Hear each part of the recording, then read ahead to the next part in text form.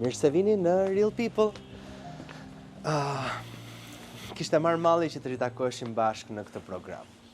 Kishte marrë malli sepse e dija që do ta nisnim në këtë sezon, ju më keni shkruar shumë, ma keni kërkuar që ne të bënim një bisedë së bashku me personazhet të cilët gjenden në këtë Shqipërinë tonë.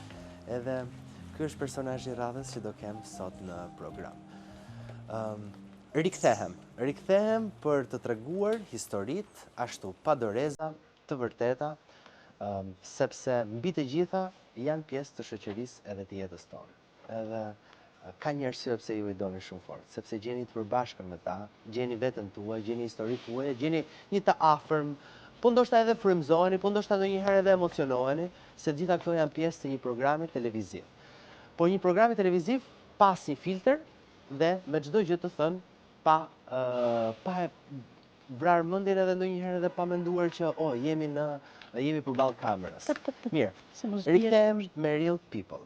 Do t'jemi në kanalin tim të YouTube-it, Flori Gjini, ku ju ftoj patjetër që të bëni subscribe edhe të më ndiqni, sepse nga sot fillon rrugtimi i këtij sezoni të ri. E shkëputa këtë lule nga porta e një shtëpie në kryeqytet. Sepse në hyrje ishte shumë e bukur, por ishte vlyer me gënqere pjesa e portës.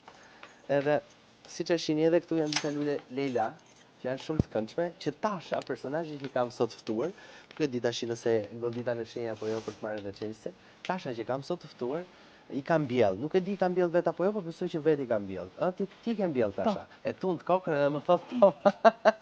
Unë jam lendur dhe rritur në këtë lagje, që quhet një lagje autoktone kosovare, se kanë ardhur pas luftës së dytë botërore, dhe prindrit e mi kanë ardhur pas viteve 50 dhe kanë blerë këtë shtëpi, ku kanë qenë kosovarë. Me origjinë, nga babai dhe nëna janë puro Dibrane, 24 karat. Apo tani ka arsye për pse ke kështu ti bache? Dhe pasion kam gërqelen. Po.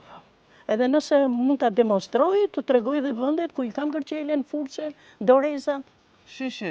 Tani ti këtë ke bërë të gjithën vetë ke lyer ti Këtu pjesën poshtë, se atje lart me pompë, domethënë, por varet edhe nga ekonomia. Kësaj radhe s'kisha shumë ekonomi dhe i futa një furçe. Por përgjithsisht çdo vit unë i bëj gjithë breza dhe ndjej kënaqësi edhe që jashtë, po ta shikoni që ke hyrja Rrugicës dallohet një shtëpi që është.